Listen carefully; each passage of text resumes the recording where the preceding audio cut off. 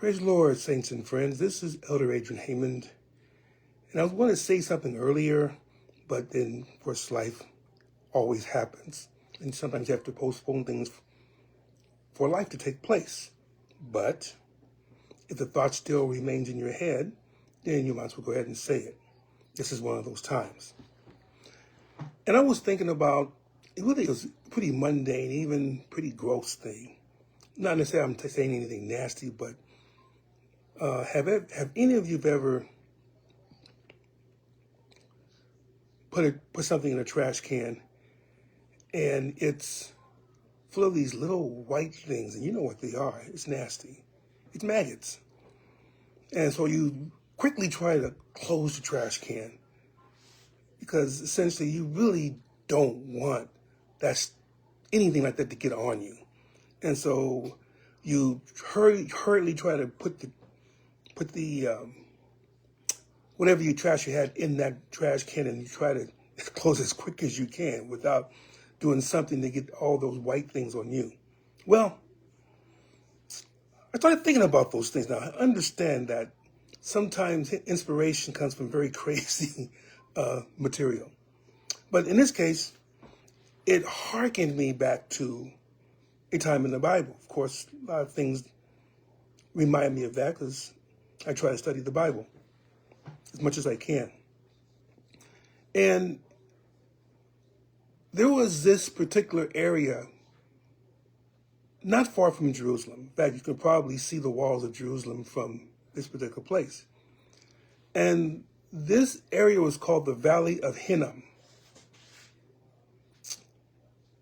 And it became of more importance during the latter part of Judah's history, because that was where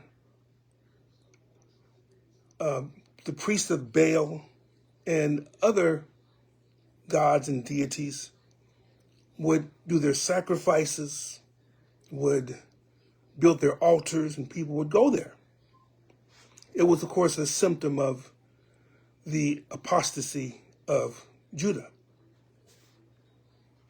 And this went on for quite a number of years, especially in the time of Hezekiah's son Manasseh, who could be called possibly the most wicked king in Judah's history, if only for the length of time that he had to incorporate idolatrous practices in Judah, which was 51 years. That was the length of his reign. I think that's the longest reign of any king of Judah, even longer than David's, longer than Solomon's. So you can see what type of influence he had. Well, one of the worst things that they've done, or that they would do, these prophets or these priests, that if there was an adverse thing going on in situation, maybe crops weren't going as well as they should, maybe a pestilence was afflicting the place, in order to appease the gods, they would, what is called, have their children go through the fire. Now, that sounds bad enough when you read it from the King James Version, but it was much worse. It actually meant that you would put an infant or a child in the hands, it's like they're cradling the hands of a god or goddess or whatever that they made as cradling. Now, the idol was hollowed out specifically so you can put things in that were combustible, like hot coals, wood, and so on. And so when the sacrifice of the child came, they didn't necessarily kill the child right then and there. They placed it in the cradling arms of the idol. And then they would put flammable material inside of the idol and ignite it. And of course, the hotter it got, the more the people chanted. The more they did that, of course, the more horrible it was for whatever child was in those arms of that idol. So, as you can see, it was a very despicable practice. extremely heinous and just, I mean, but see, when Satan gets you, he'll make you do anything that he wants you to do. And it could be the worst thing, but you can always justify it. Talk about something like that later on, but this is going to a particular point. Well, Josiah, who was descended from Manasseh, I think he was either his son or grandson, he looked around, and he was very young when he began what it was called the greatest revival in Judah or Israel's history. Not sure if there was anything else that happened after that. Maybe the Maccabees, when they revolted against the sight of their Antichrist. And I call him an Antichrist because there is one that we are all not looking forward to, but we look to the future to see. But anyway, Josiah, in executing this revival, he executed the priests and the prophets of Baal and the other deities. And he broke down the altars, took away the high places, and whatever idols there were, he ground them to powder as much as he could. And the one other thing that he did was he took the bones of the prophets and the high priests, or the priests of those particular situations, and he ground them to powder and spread them all over the valley, which in the custom of the day desecrated the entire place. Nothing was going to be built there. Not even a house. So it was really a place that was forbidden to be in because it was desecrated. The bones of the false prophets and the high priests of Baal were there, or Ashtaroth, or the other gods of the pantheon of that particular day. Well, and Elder Haman, why are you rambling with this? Because I'm getting to the point now. I'm getting to the point. Well, so the Valley of Hinnom was a very, what do you call it? It was a place where people just didn't want to step into. It's like going through a graveyard, but a graveyard full of the bones of satanic witches and stuff like that. So some people would feel pretty queasy going through there, and as such, no one really built anything on there.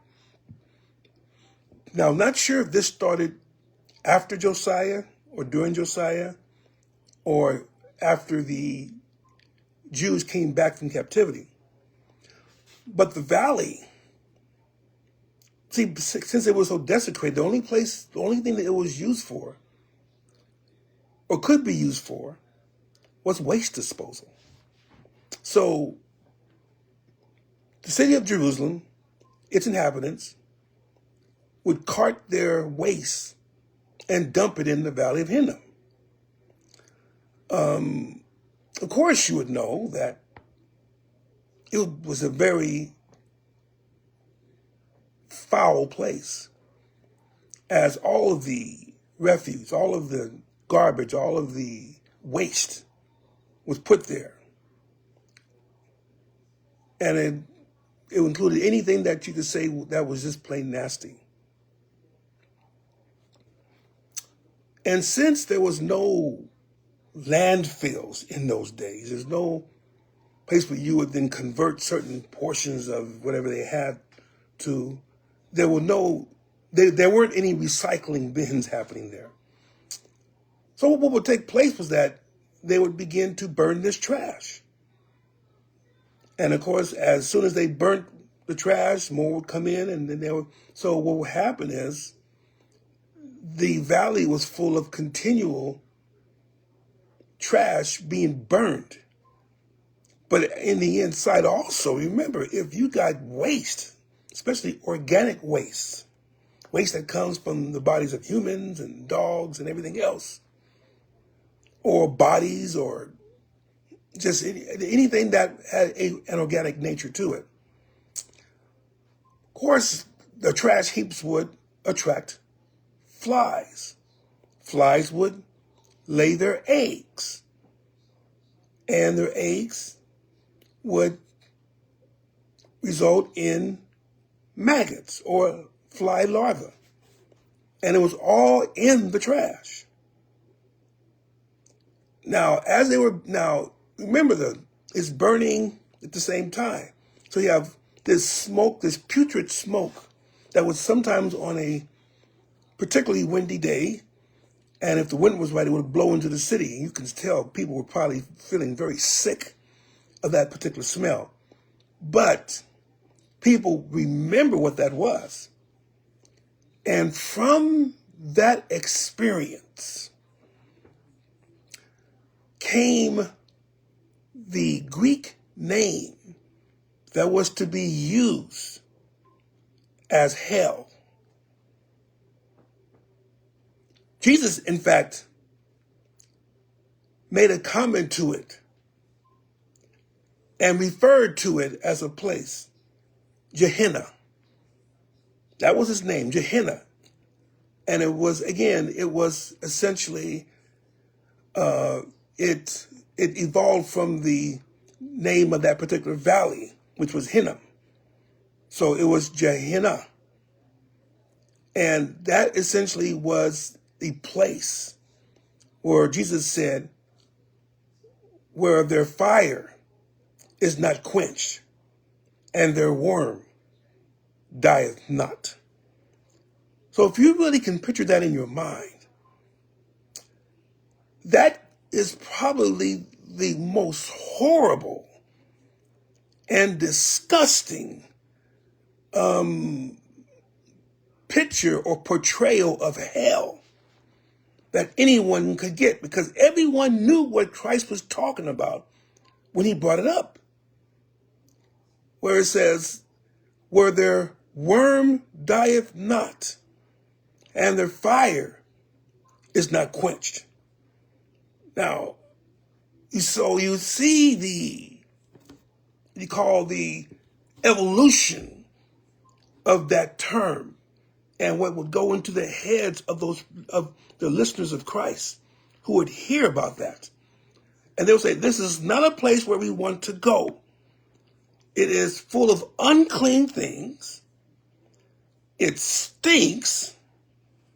There are maggots all in it, and it's burning all the time.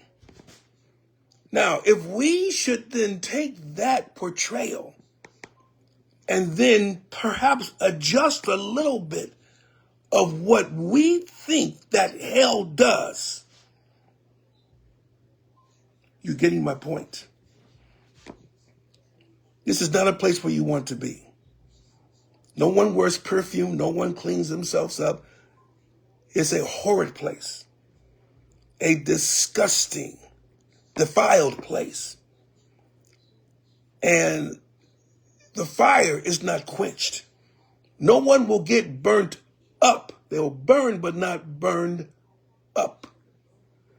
And it does, and I do tend to believe that somehow there may be some type of thing in there that wriggles around inside and outside the bodies of those who go to hell. Now, I am not a hellfire preacher, although I will talk about hell at times. But I want you to get the totally repulsive nature of what Christ was bringing forth here. And I want you to think about, do I really want to take a chance that what Christ's portrayal of hell is true? Do I want to go there? Or do I want to try every single way of avoiding that place? Just a thought. May God bless you and may He keep you. I love you all in Jesus' name.